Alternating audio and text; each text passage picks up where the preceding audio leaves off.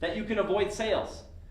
Even if you're going to hire a salesperson, you need to be able to sell them on why they're going to work for you. You will not be able to avoid sales. That people will buy from a faceless business.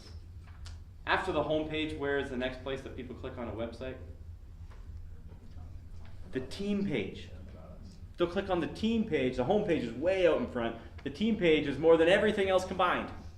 And a lot of people just, I'm going to build a brand so I can sell this thing in 2 years. No one's going to call you because they don't know who works there and they've never heard of you before. So you're not going to be a faceless business. It's, you're just making it more difficult for you to attract revenue.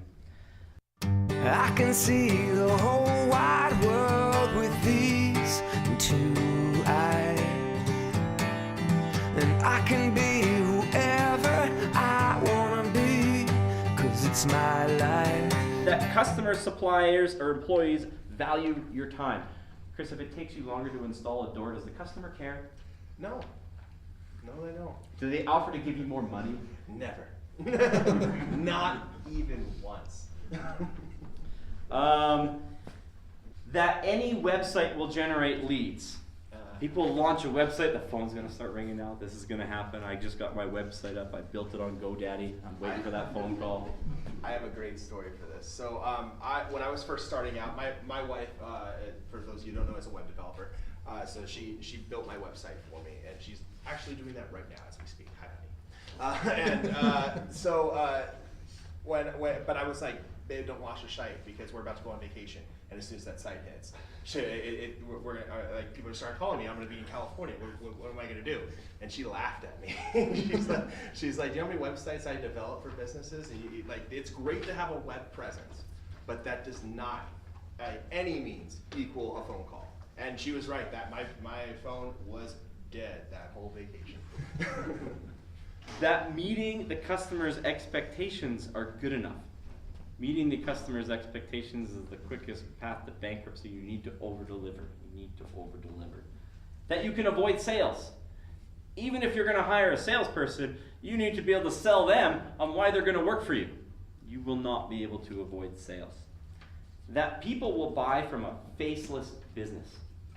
After the homepage, where is the next place that people click on a website? The team page. They'll click on the team page. The homepage is way out in front. The team page is more than everything else combined. And a lot of people just, I'm going to build a brand so I can sell this thing in 2 years. No one's going to call you because they don't know who works there and they've never heard of you before.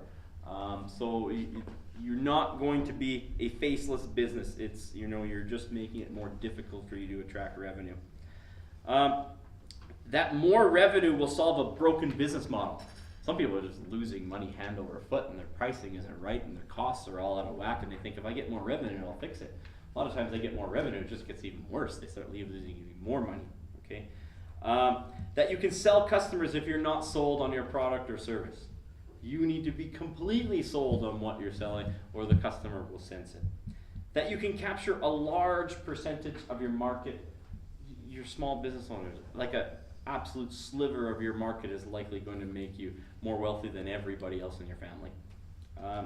That you can sell 100% of your supply or book at 100% capacity.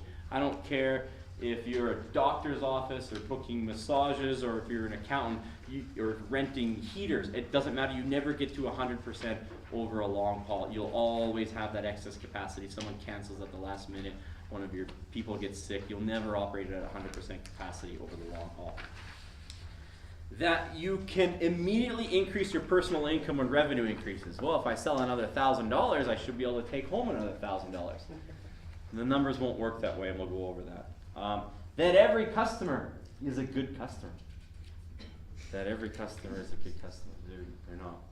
That your initial product or service has to be perfect before you start selling. The line I like to use is that if you're not embarrassed by your first product or service offering, you started too late. Okay? So if you're not embarrassed by the first one, you started too late. You've got to get the revenue as soon as possible. The businesses that take longer and longer to get the revenue, those odds start dropping dramatically that you're going to succeed. That you can grow forever based on word of mouth alone. I'm going to grow at word of mouth alone. There's only so many hours in the day that you can go to birthday parties and play golf. It's just not scalable. At the end of the day, if you really want to grow your business, you're going to have to start generating leads that don't leverage your own time, okay? I'd also add that more and more people nowadays are not socially active. More people are talking online than they are talking face to face and going out and to bars or birthday parties or whatever. So yeah, like the fact that, like, word of mouth is great. Please don't get me wrong. I started my business on word of mouth. It's fantastic, but you need to do other avenues. 100%. That you can grow forever based on networking alone. It's the same principle. Networking is great. It's a great way to launch your business. It's a great way to build, raving fans, but it's not scalable at huge amounts. Okay, at some way you're gonna start needing to generate leads and customers that aren't part of your time, that aren't a factor of your time spent. Okay.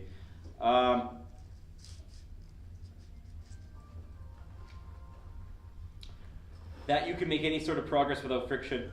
We said that one. That you'll ever be done learning. I'm still learning. I'm still making mistakes. If I get it right 80% of the time, that's amazing. That's the goal. Second generation garage door guys still learning, still finding things that are like, oh, that's odd, I've never seen that before. That ideas are harder and more important than implementation. Implementation is so much harder. Everyone is looking for the new strategy, and normally it's just the relentless repetition of proven boring strategies over and over and over again, and you win. And that's how it works, but everybody is spending all their time switching strategies or chasing new ideas. That text message or email is an efficient form of back and forth communication. Now I tell you this, I know a thing or two about this, because I sold my life in increments of 15 minutes for over a decade at one point. Every 15-minute section blocked for over 10 years. If you have to have a back and forth communication with another human being, do not do it by text message or email. It is entirely inefficient. Pick up the phone, call them, or book a meeting. Written communication should be used to close a communication loop, not start a discussion. It's just a huge time waster, and the phone companies would like to tell you otherwise. That it's okay not to pay people or your taxes. I love that one. That comes from a guy who's done a lot of work with construction companies. It's not okay to pay your not to pay your suppliers. That your personal life won't affect your business, and that your business won't affect your family. They're tied. Every business is a family business. I say this to people. Every single business is a family business. That your family and friends will be able to agree or even relate to your entrepreneur life. There's going to come a time where you're going to be working on a Saturday, and they're going to be like, why do you work on a Saturday? And then there's going to be one of your friends sitting over there, and they have a union job at Alberta Health Services. You might as well be a Martian to them. They're not even going to understand you whatsoever. So there's going to be a little bit of friction there. You're going to have to expect that. That everything will go according to plan. That you can find out if an idea works quickly. A lot of people, I'll try this next week. If it doesn't work, I'll stop and I'll start the next one. Almost every good idea won't work unless you stick with it for a considerable amount of time. And that you can operate a business without reviewing your numbers. These are the common myths that we run into over and over and over again. So, what we're going to do here is we're going to take a break. We're going to do these 45-minute sprints, and we're going to take a break every time. We're going to come back right on the hour at 9 o'clock. There is an evaluation form. So it says evaluation form, you fill it out. If you fill it out, you hand it in, you get another ticket, an entry to win another $100. But you got to be back on time for the draw. That'll happen right at 9 o'clock, yeah. If we hand it in, we lose the last page of the minutes. If you double-side it, that's okay. Yeah. You could, chance at $100, you can commit those three to memory. Take a picture.